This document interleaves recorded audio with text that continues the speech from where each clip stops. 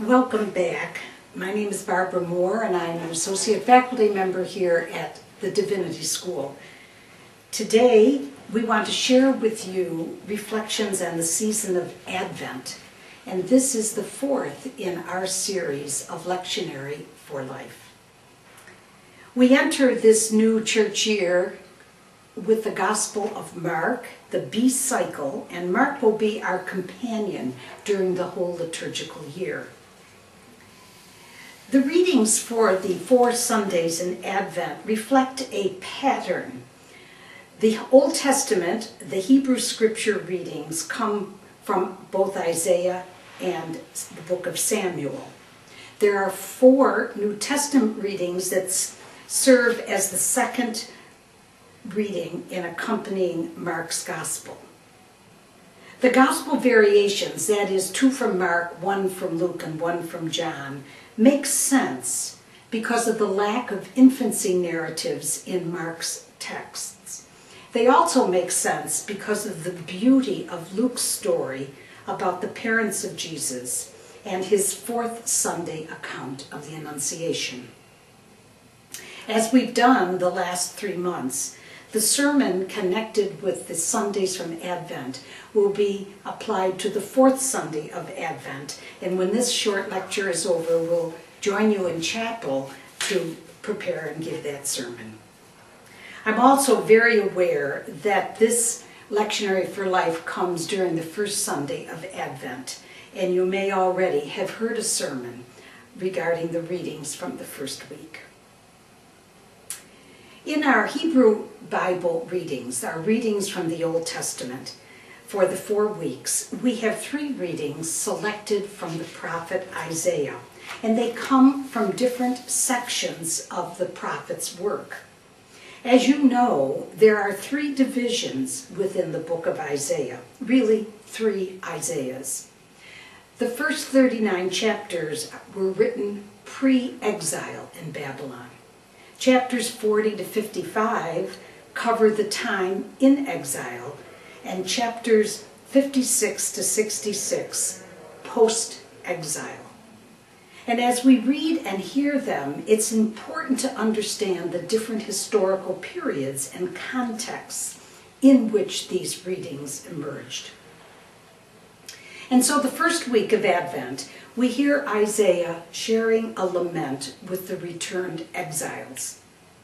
There is a recognition of their failures, and the prophet calls out to God, "Oh, that you would tear open the heavens and come down." The prophet speaks of words of pain, for he says God has hidden God's face from us. You can see how the early church looked back into this reading and used it for the Advent season. For Jesus Christ, on one level, did what God commanded, in a sense, tear open the heavens, and did come to dwell with us, and has not hidden his face from us. The second week of Advent, the prophet's words are directed to people in exile, and they're filled with comfort. Comfort, oh comfort my people. The whole reading contains words that in the New Testament were applied to John the Baptist. A voice cries out in the wilderness, "See, the Lord comes with might."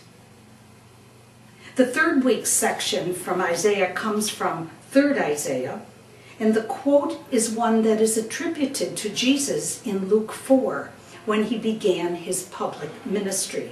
But in this context, Isaiah's context, the quote is speaking to the life and the destiny of a restored people. "The Lord has sent me to bring good news to the poor."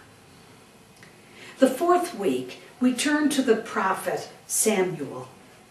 It is a perfect link with the gospel from Luke for that 4th week. It's so interesting because in this Old Testament reading, David laments, King David laments, that he's living in a beautiful cedar house, and the Ark of Covenant, where God resides, is still in a tent. The prophet Nathan tells David that God's dwelling is with the people, It is flexible and will be found in the house of David. But more about that in the coming sermon. In our New Testament readings, here too, as we have a rich diversity, Paul, in his first letter to the Corinthians, makes a statement that could point to the Advent season.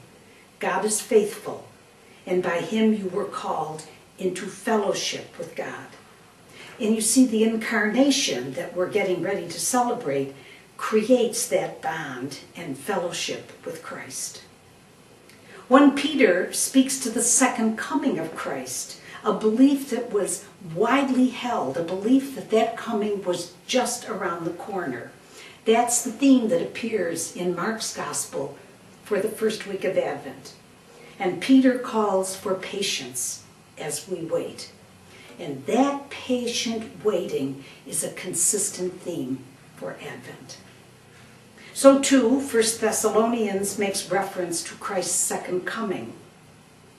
It seems to me that one task for the preacher is to set the concepts of the second coming in a context, not only of the first coming, but in the context of mystery and warnings, not to be captivated by theories that state dates and times. They can take our eyes off the present moment and how we need to make Christ's presence felt on a daily basis.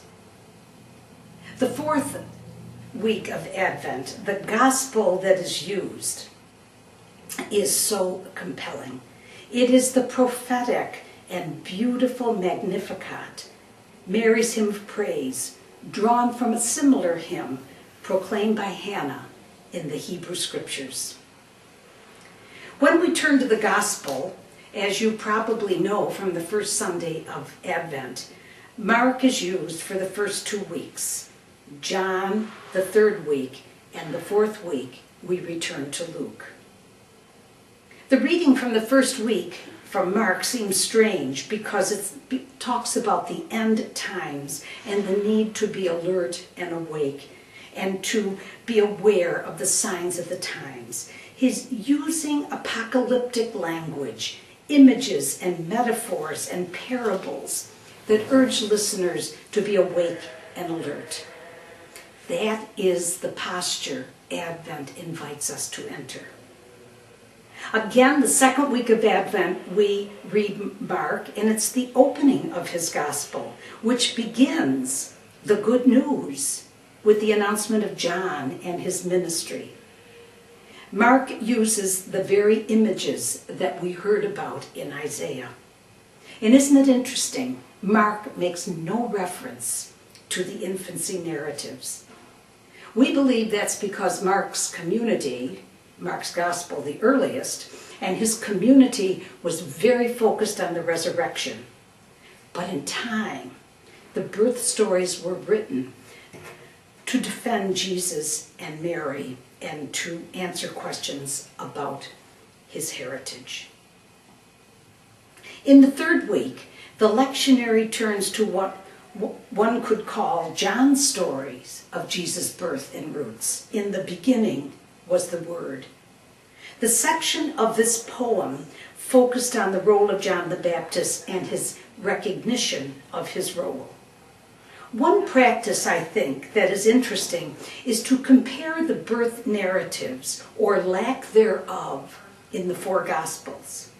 Mark begins with the ministry. Luke and Matthew turn to the stories of his physical birth, and John, in today's Gospel, reaches back to Jesus and the creation of the world. In the beginning was the Word. The fourth Sunday deals with the Gospel of Luke, and we'll refer to that, the Annunciation, in our sermon. The question is, what are some of the possible themes that arise during Advent? One might be how hard it is to wait for justice and change. And we see that, don't we, in the world around us. The second possible theme is how the cross is ever present within the Advent story and the scriptures. I find the cross right behind and within the crib when you think of what happened to that family shortly after his birth. A third theme might be Mary as a prophetic figure. We need to save her from centuries of portrayal that show her as a submissive, quiet woman. But Luke's words placed on her lips point to a different picture. I would refer you to Elizabeth Johnson's wonderful book, Dangerous Memories. Also, the questions when we want to look at the differences in the infancy narratives, you will find that Raymond Brown's books comparing the accounts from Matthew and Luke are fascinating. This is a rich and holy season. I hope these brief reflections have helped you. Please join me now in the chapel. I have prepared a sermon for the fourth Sunday of Advent.